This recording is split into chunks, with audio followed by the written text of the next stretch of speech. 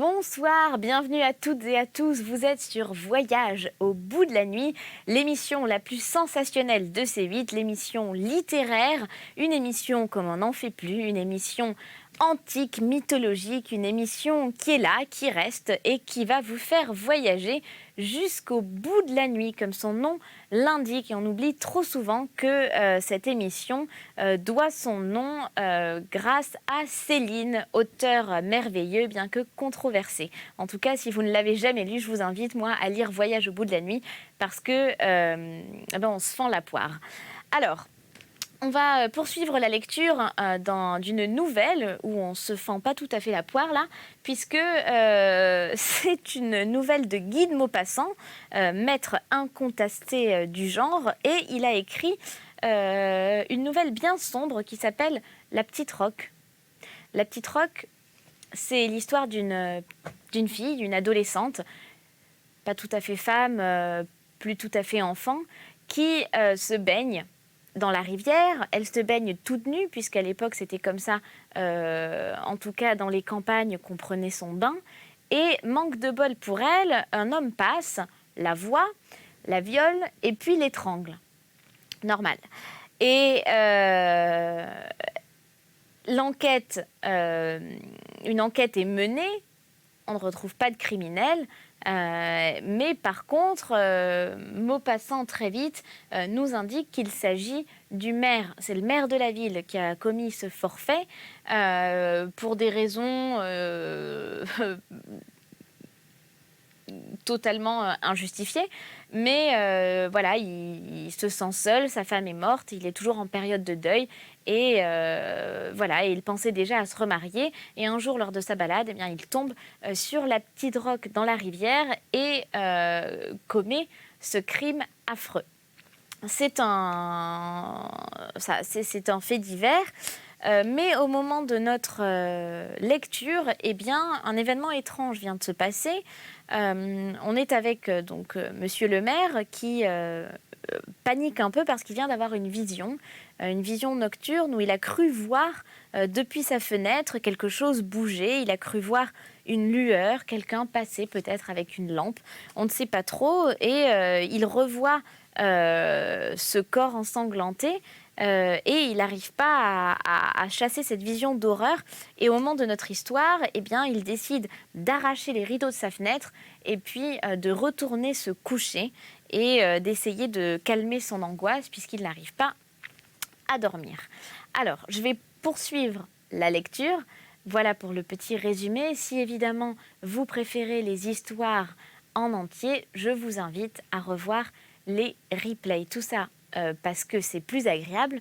Vous allez sur le site internet de la chaîne, rubrique Voyage au bout de la nuit, et vous pouvez suivre l'histoire dans l'ordre de préférence et nous rejoindre maintenant. Vous avez également, last but not least, un petit hashtag qui s'affiche en bas de votre écran. C'est VBN pour Voyage au bout de la nuit. Ce petit hashtag vous permettra de naviguer dans les réseaux sociaux et de reconnaître cette petite communauté de fans, de lecteurs avides qui partagent la même passion pour la lecture. On l'espère. En tout cas, moi je vais poursuivre, je ne vous dis plus rien et je vous souhaite un très bon voyage.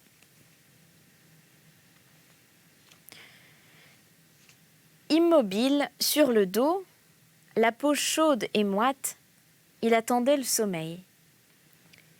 Une grande lumière tout à coup traversa ses paupières. Il les ouvrit, croyant sa demeure en feu.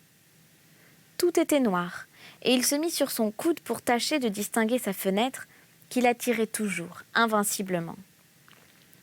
À force de chercher à voir, il aperçut quelques étoiles, et il se leva, traversa sa chambre à tâtons, trouva les carreaux avec ses mains étendues, appliqua son front dessus.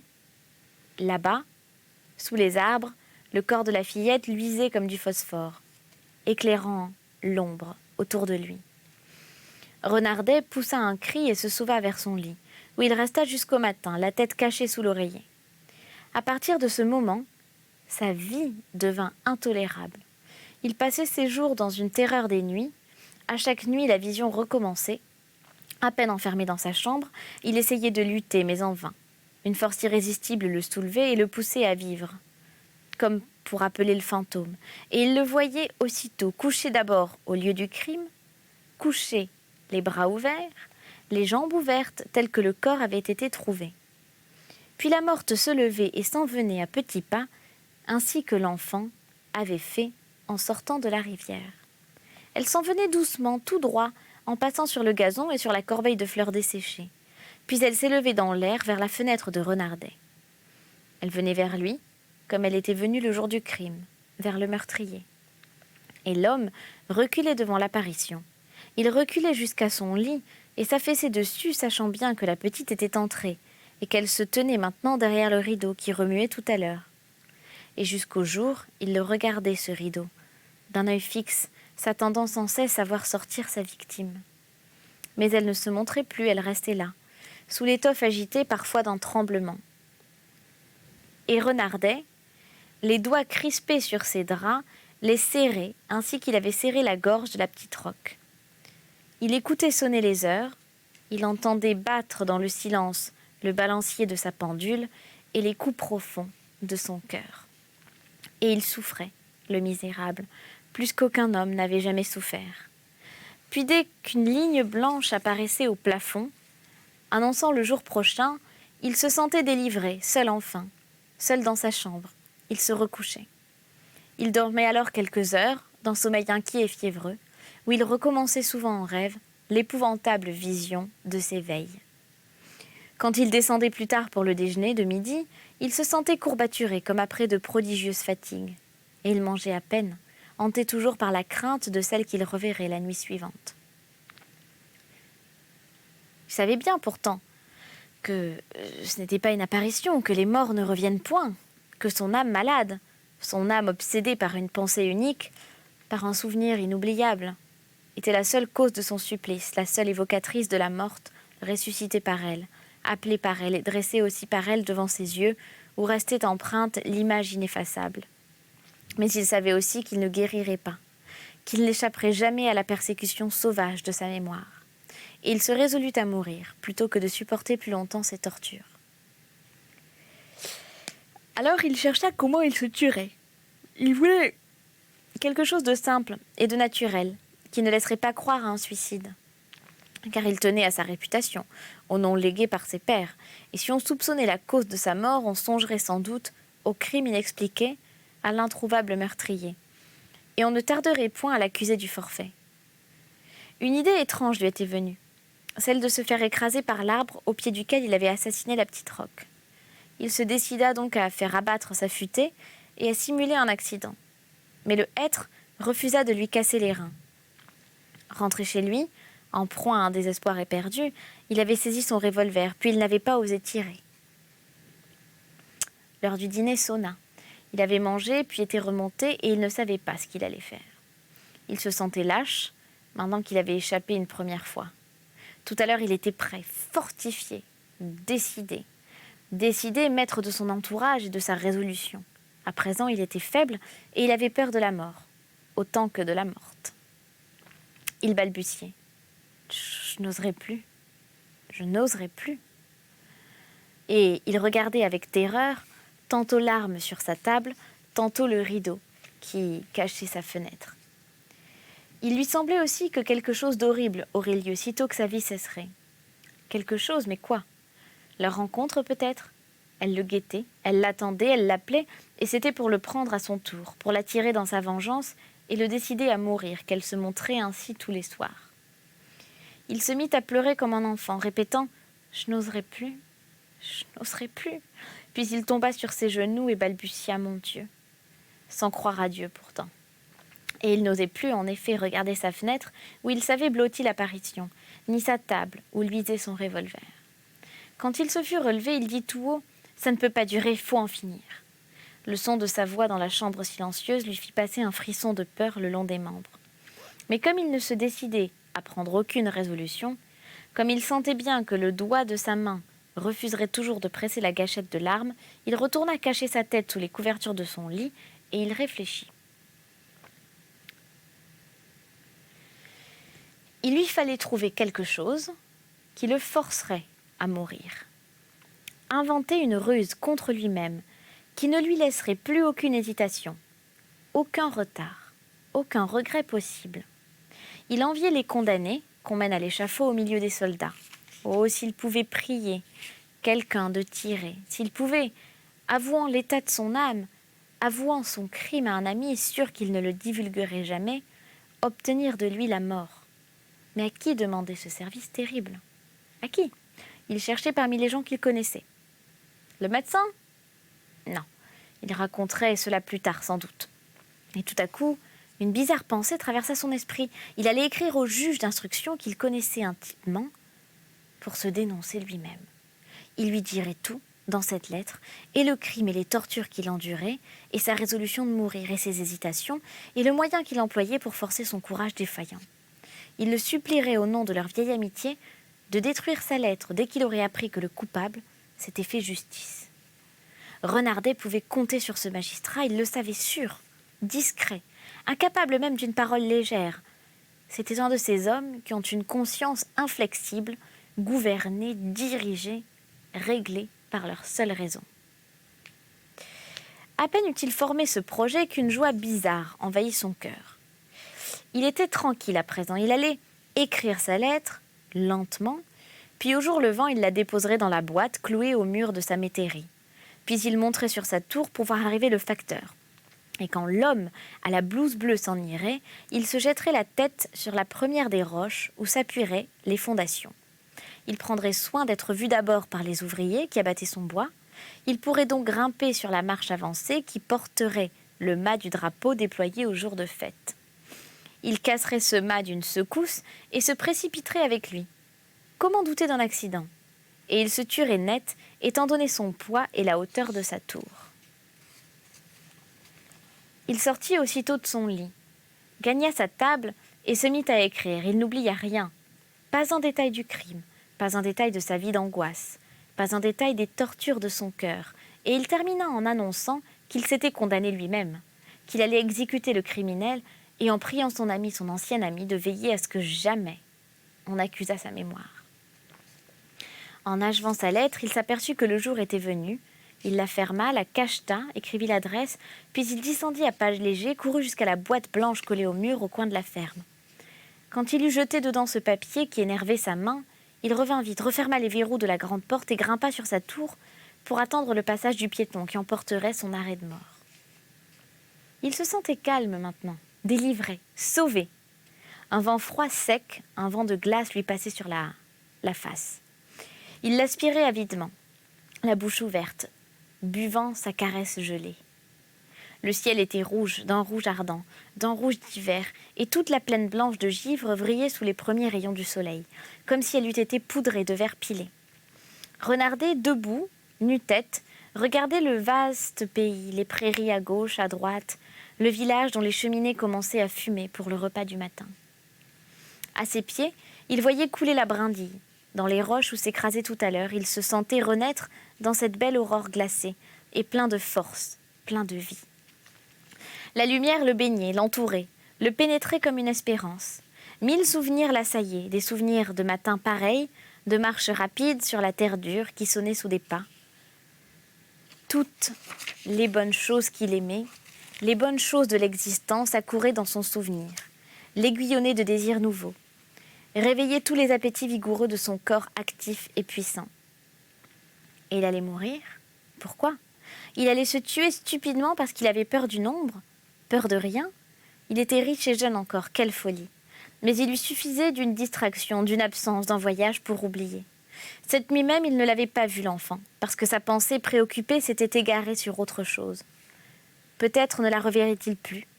Et si elle le hantait encore dans cette maison, certes, elle ne le suivrait pas ailleurs. La terre était grande et l'avenir long. Pourquoi mourir? Son regard errait sur les prairies et il aperçut une tache bleue dans le sentier le long de la brindille. C'était Médéric qui s'en venait apporter des lettres de la ville et emporter celles du village. Renardet eut un sursaut de sensation, d'une douleur le traversant, et il s'élança dans l'escalier, tournant pour reprendre sa lettre, pour la réclamer au facteur. Peu lui importait d'être vu maintenant. Il courait à travers l'herbe où moussait la glace légère des nuits, et il arriva devant la boîte au coin de la ferme, juste en même temps que le piéton. L'homme avait ouvert une petite porte de bois et prenait les quelques papiers déposés là, par les habitants du pays. Renardet lui dit « Bonjour, Médéric. Bonjour, monsieur maire. Dites donc, Médéric, j'ai jeté à la boîte une lettre dont j'ai besoin. Je viens vous demander de me la rendre. C'est bien, monsieur le maire, on vous la donnera. » Et le facteur leva les yeux. Il demeura stupéfait devant le visage de Renardet. Il avait les joues violettes, le regard trouble, cerclé de noir comme enfoncé dans la tête. L'homme demanda « C'est-il que vous êtes malade, monsieur le maire ?» L'homme demanda « Hein ?» Et l'autre, comprenant soudain que son allure devait être étrange, perdit contenance, balbutia « Mais non, seulement j'ai sauté du lit pour vous demander cette lettre, je dormais, vous comprenez ?» Un vague soupçon passa dans l'esprit de l'ancien soldat. Il reprit « Quelle lettre ?»« Celle que vous allez me rendre. » Maintenant, Médéric hésitait. L'attitude du maire ne lui paraissait pas naturelle. Il y avait peut-être un secret dans cette lettre, un secret politique. Il savait que Renardet n'était pas républicain. Il connaissait tous les trucs et toutes les supercheries qu'on emploie aux élections. Il demanda à qui est-elle adressée cette lettre ? À monsieur Putoin, le juge d'instruction. Vous savez bien, monsieur Putoin, là, mon ami. Le piéton chercha dans les papiers et trouva celui qu'on lui réclamait. Alors il se mit à le regarder, le tournant et le retournant dans ses doigts, fort perplexe, fort troublé par la crainte de commettre une faute grave ou de se faire un ennemi du maire. Voyant son hésitation, Renardet fit un mouvement pour saisir la lettre et la lui arracher. Ce geste brusque convainquit Médéric qu'il s'agissait d'un mystère important et le décida à faire son devoir, coûte que coûte. Il jeta donc l'enveloppe dans son sac et le referma en répondant « Non, je peux pas, monsieur le maire. Du moment qu'elle allait à la justice, je peux pas. » Une angoisse affreuse étreignait le cœur de Renardet. « Mais vous me connaissez bien, vous pouvez même reconnaître mon écriture. Je vous ai dit que j'ai besoin de ce papier. » Je peux pas. Et voyons, Médéric, vous savez que je suis incapable de vous tromper, je vous dis que j'en ai besoin. Non, je peux pas. Un frisson de colère passa dans l'âme violente de Renardet. Mais sacrebleu, prenez garde, vous savez que je ne badine pas, moi, et que je peux faire sauter de votre place. Mon bonhomme, je vais vous faire sauter sans tarder encore. Et je suis le maire du pays après tout, et je vous ordonne maintenant de me rendre ce papier. Le piéton répondit avec fermeté. Non, je peux pas, monsieur le maire. Alors Renardet, perdant la tête, le saisit par les bras pour lui enlever son sac. Mais l'homme se débarrassa d'une secousse et, reculant, leva son gros bâton de houx. Il prononça « Oh, ne me touchez pas, monsieur le maire, ou je cogne, prenez garde, je fais mon devoir, moi. » Se sentant perdu, Renardet brusquement devint humble, doux, implorant, comme un enfant qui pleure. « Voyons, mon ami, rendez-moi cette lettre, je vous récompenserai, je vous donnerai de l'argent. Tenez, je vous donnerai 100 francs, vous entendez, 100 francs. » L'homme tourna les talons et se mit en route. Médéric, écoutez, je vous donnerai 1000 francs. Vous entendez, 1000 francs. L'autre allait toujours sans répondre. Je ferai votre fortune, 50 000 francs pour la lettre. Vous ne voulez pas 100 000 francs, comprenez-vous? Le facteur se retourna la face dure, l'œil sévère. En voilà assez, ou bien je répéterai à la justice tout ce que vous venez de me dire là. Renardet s'arrêta net. C'était fini, il n'avait plus d'espoir. Il se retourna et se sauva vers sa maison, galopant comme une bête chassée. Alors Médéric, à son tour, s'arrêta et regarda cette fuite avec stupéfaction. Il vit le maire rentrer chez lui et il attendit encore comme si quelque chose de surprenant ne pouvait manquer d'arriver. Et bientôt, en effet, la haute taille de Renardet apparut au sommet de la tour du Renard. Il courait autour de la plateforme comme un fou, puis il saisit le mât du drapeau et le secoua avec fureur, sans parvenir à le briser. Puis soudain, pareil à un nageur qui pique une tête, il se lança dans le vide, les deux mains en avant. Médéric s'élança pour porter secours. En traversant le parc, il aperçut les bûcherons allant au travail. Il les héla en leur criant l'accident, et ils trouvèrent au pied des murs un corps sanglant dont la tête s'était écrasée sur une roche. La brindille entourait cette roche, et sur ces eaux élargies, en cet endroit clair et calme, on voyait couler un long filet rose de cervelle et de sang mêlé. Et c'est sur cette note joyeuse qu'on va conclure l'émission qui touche à sa fin. Merci d'avoir été fidèle au rendez-vous, merci de nous avoir suivis. On se retrouve peut-être une autre fois pour une prochaine lecture jusqu'au bout de la nuit. Merci d'avoir été avec nous. À très bientôt sur C8. Prenez soin de vous d'ici là. Ciao.